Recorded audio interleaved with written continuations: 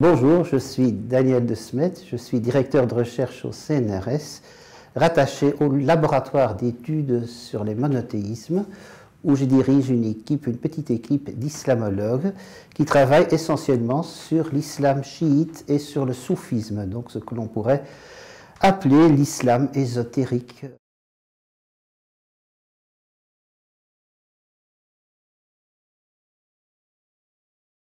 Les Ismaéliens sont un des trois courants majoritaires de l'islam chiite, avec les duodécimains et les zaïdites.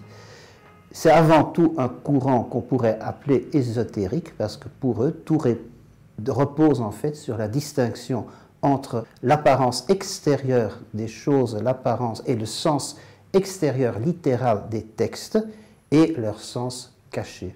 Donc l'ismaélisme est un courant ésotérique qui se concentre sur le sens caché, non seulement des révélations, des textes révélés, de l'Évangile, de la Torah, de la Bible, du Coran, mais également le sens qui y a derrière les phénomènes du monde. Pour eux, tout ce que nous voyons ici dans le monde sensible se réfère à un monde des idées, un monde intelligible qui donne sens et réalité aux phénomènes que nous apercevons.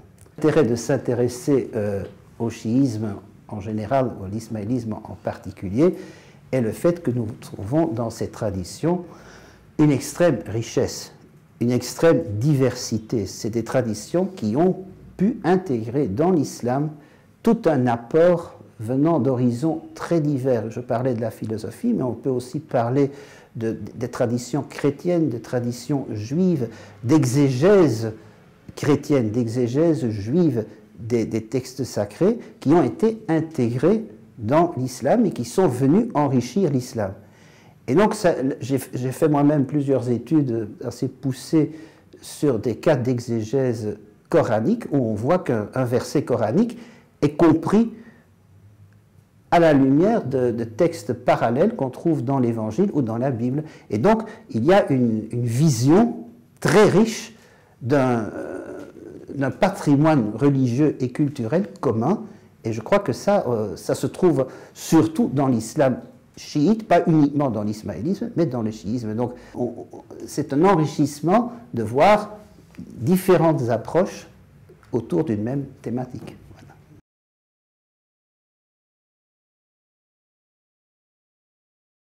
L'ismaélisme est centré autour de la personne de l'imam. Donc pour eux, il ne peut pas y avoir une absence d'imam. Donc l'imam, c'est l'aghakan, et qui est le chef absolu de la communauté. Donc c'est lui, le 49e successeur du prophète, c'est lui qui a le droit d'interpréter la loi et le Coran. Donc c'est l'unique autorité.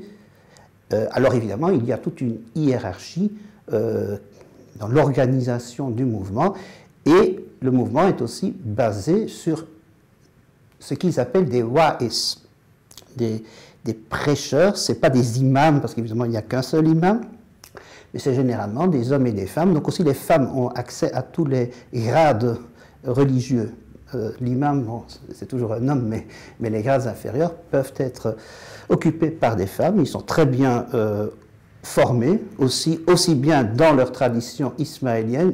Ils ont une formation en études musulmanes, mais ils ont aussi une formation en culture occidentale. Et par exemple, l'Institut ismaélien de Londres, l'Institute of Ismaili Studies, que je fréquente souvent, il y a beaucoup de jeunes filles et de jeunes garçons qui se préparent à une formation de maîtres spirituels et religieux au sein de l'ismaélisme, et ils sont obligés de suivre des cours à l'Université de Londres, des cours généraux occidentaux, de sciences et de culture occidentale, liés à des cours sur leurs propres traditions religieuses qui sont donnés au sein de l'Institut, mais aussi par des spécialistes qui ne sont pas ismaéliens.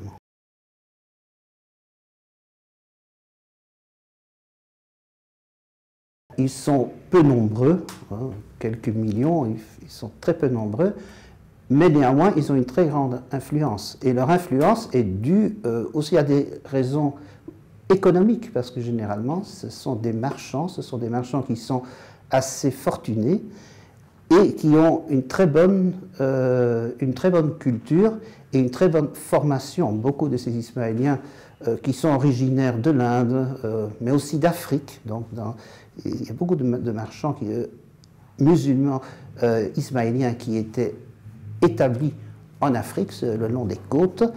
Et tous ces gens-là ont fait des études poussées aux États-Unis, en Angleterre. Et donc, c'est en fait lié à leur bien-être matériel. Ils ont aussi une formation occidentale, ils sont très occidentalisés, et donc ils ont une très forte influence dans l'organisation, par exemple, de la santé, des hôpitaux, des écoles. Ils font beaucoup dans les pays du tiers-monde pour promouvoir l'enseignement, pour combattre l'analphabétisme, l'enseignement et la formation des femmes, par exemple. Donc tout ça fait partie, et donc leur nombre n'est pas du tout en rapport avec leur influence. Merci de cette interview, je suis ravi d'avoir pu collaborer à votre projet, et donc merci.